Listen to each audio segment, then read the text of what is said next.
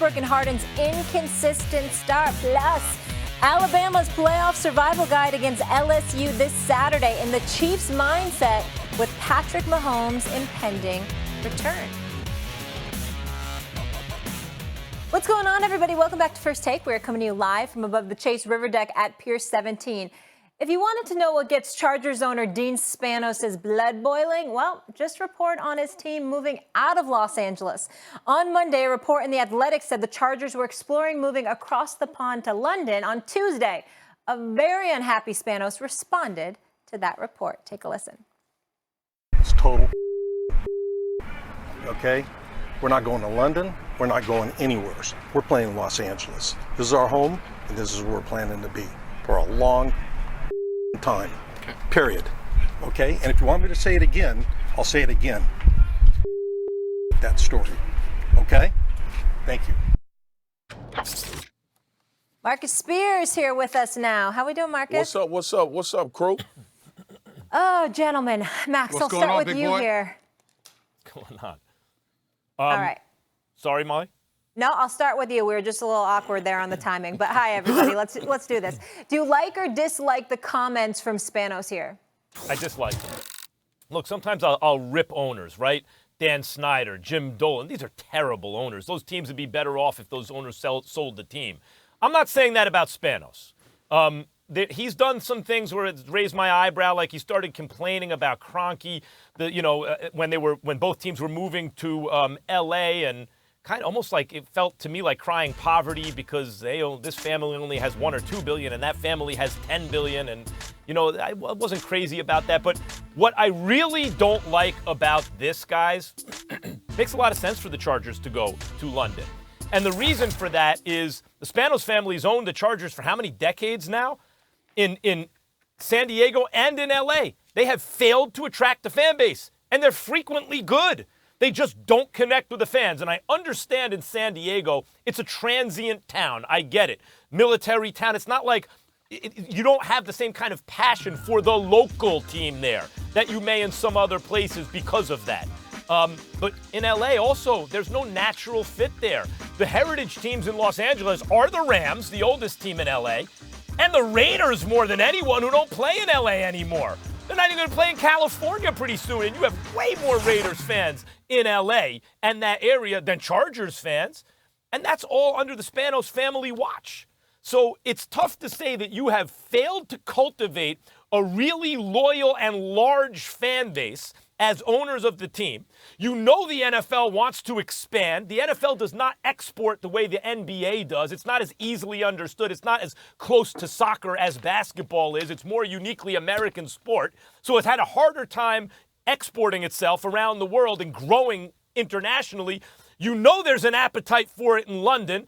If you're a team that has failed to really generate the kind of fan base that some other teams have, in spite of being good at it, and it's been under your watch the whole time, why are you flipping on people who are connecting the dots and seeing that it makes a lot of sense, actually? Because the people connecting the dots said London. That is why I have no problem with them. And for those of you, and I listened to Greeny this morning and to talk about the profanity or whatever, that's what the bleeping out is all about. He didn't expect it and didn't anticipate that it would be aired over the airwaves, which it wasn't, because he understands for most networks with FCC airway regulations available to them, the bottom line is the stuff is going to be bleeped out. But sometimes you use profanity for emphasis. We talk about it a lot with players. Sometimes we condemn them. Sometimes we don't. We've seen it from owners. We've seen it from coaches and what have you. It's not a big deal. Let's put on our big boy and big girl pants and get the hell over that. That's number one. Number two, getting back to the point about it being London. I hate the fact that these games are in London. I'm not interested in watching football on a Sunday morning at 9:30 a.m. I'm sorry. We're talking about a different time zone here. We're talking about a different nation. We understand that in overseas, football is soccer.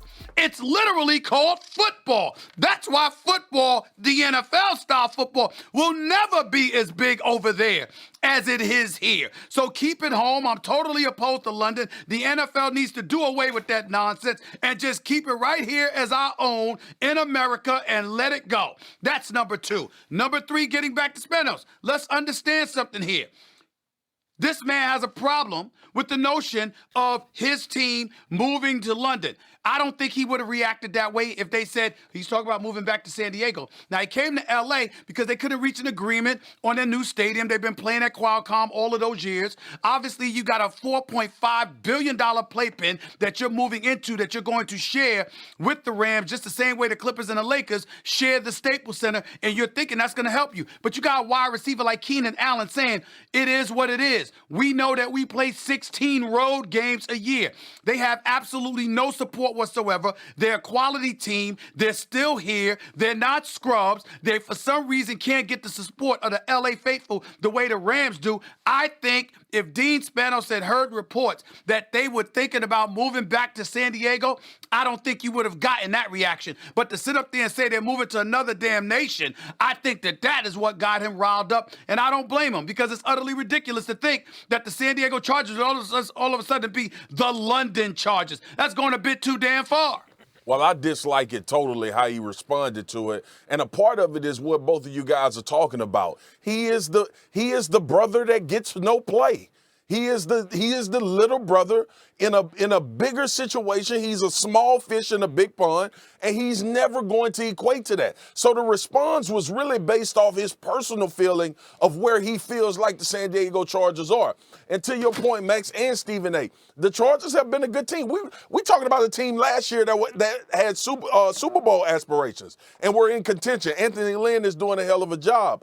But his reaction was a personal feeling that we'll never be what I think we should be or what I want to be in LA. And then London, Max, I don't even understand the whole notion about moving to London. The first thing I think about as a former player is travel. That's number one. I'm like, that part's the worst. Yeah, like how in the world, just logistically, how are we going to do this? And then two, I think it gives the notion, Stephen A., and I get it, like we curse to emphasize and people use vile language all the time, especially when you're dealing with sports. But I think in this particular situation, it rubbed me the wrong way because it was it was like a power move. The way he was talking, like you shouldn't be around me asking me those type of questions. Well, it's a legitimate question, and I know from your history in sports media and journalism, and Max as well, and my young career, I know that I don't want to be talked down to. I don't mind emphasis. I don't mind you saying what you need to say, but to me, it came off like a rich owner that's talking down to people that need Don't want dare answers. What even if he ask was just trying to show that there's no gray area? But Molly, there is no point for you to go there. First of all, the first thing I think of, and maybe it's me, I think of things in a different way. I think because of the emotion, you give more validity to the question, right? Yep. Like most of the time we can things die. And I've been trying to explain this. I tell this to my kids. I tell this to my friends. When you become emotional about things, people immediately know that they've touched the nerve and they know how they got you. That's just human nature to respond to something you don't like emotionally. But with that being said, if Dean Spanos would have said, we're not moving to London, anything else? Yeah, listen, I hear that point about he's playing himself, right? Like by doing that, he's like a fish on a hook. And Molly, I also understand your point. Like he's trying to leave no ambiguity. Yeah, he's shutting it down. We're not bleeping, moving to London. My issue is not even the profanity or any of that. My issue is, and again, I'm not putting him in a Dan Snyder or Jim Dolan kind of, boy, the league would be better off without him kind of category. His father bought the team, came up from nothing, bought the Chargers. He's passionate about it, obviously, and they generally put a good product out on the field. But before you start yelling at someone who's asking a question, because Marcus, to your point, it's like, yeah, we're going to continue to ask those questions. You don't get to decide what questions you're asked, as Stephen A., you always point out. But to like flip on the question, Spanos has to ask himself, where has he failed to connect to the fans with this franchise? They've failed to do that. He didn't flip on a question. What happened is the Los Angeles Times came to him about a report in The Athletic. So he was responding to the report about The Athletic, not snapping at the reporter from the LA Times who asked him about it. So the point that I'm trying to make to you is this. Like a lot of times, guys, I'll be honest with you. People come up to me with BS, and I'll sit up there and I'll go like this. I could say no comment. I can sit up there and say none of your business, or I can say none of your MFing business. Which one would you prefer for emphasis to get my point? You understand? Sometimes it takes the very innocuous, harmless, non-offensive point of view, and people get it. Sometimes you got to raise up to make sure you provide accentuation and punctuation to your damn point so somebody could get the message. Now, he might not be the person in a position to do that since he just left San Diego in 2017 to come to LA, and I understand that argument. But let's not sweat the fact that he used profanity to make his point. He did it for emphasis, obviously, and it wasn't against the reporter for the LA Times who asked him the question. It was against the report in The Athletic that he was trying to knock down. That's fair, Stephen A. and Marcus, but what I'm saying is Spanos has to do a better job than he's doing. He's not cultivating a fan base. And so obviously, I agree with you about the travel, Marcus, and all that stuff. I agree with you about the travel, Stephen A. I disagree with you. I love football as early as possible. Keep it going all day on a Sunday. I don't mind that as a consumer. But my point is he's not like one of the worst, but he's putting out a good product. He's not cultivated a fan base. That's why these questions and reports are out there. Well, in my personal opinion, number one, if you have no problem with football at 9:30 on a Sunday morning, I'm wondering about your Saturday nights, bro. I'm just saying, okay? That's number one, all right? I got three kids. Max, I ain't gonna lie, I got a big problem with Saturday morning football. I mean, Sunday morning football. I hate it. But 9:30, I'm wondering about your Saturday night. But number two, I'm just saying, aren't you 50 years old? Aren't you 50 years old? When I was 30, I worried about. He's still getting it. 50, he's brother. Hey, Stephen A. say he's still getting it. He's still cursing people out. It's a young spirit. It's a young spirit, Max. You got to stay young, Max.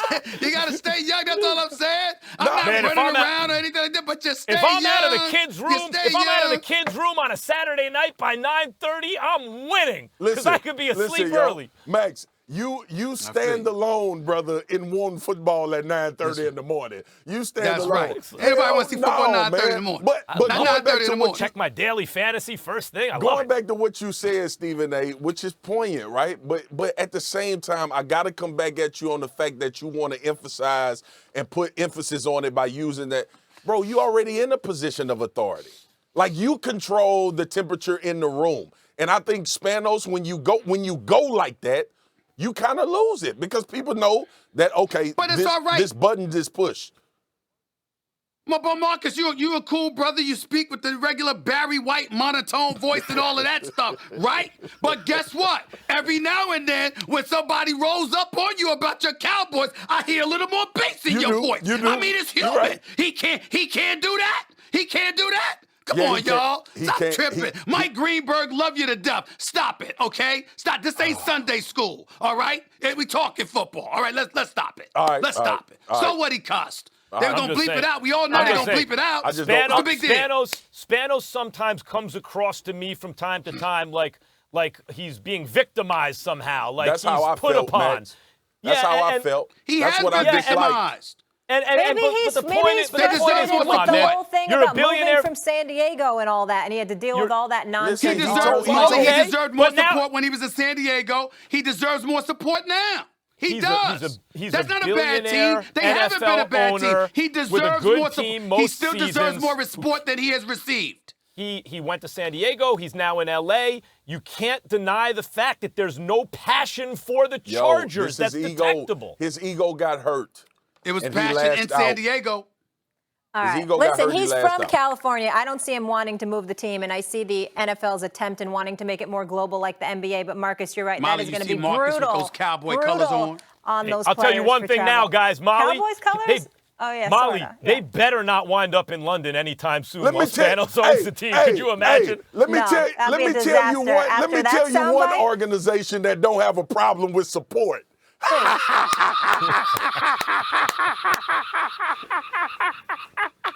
Let me tell you about one organization that ain't ever had a problem with fans in the seats, baby. Oh, my Spanos needs Tech Shred. Look at my hands. Marketers. Look we at know my hands. America's team.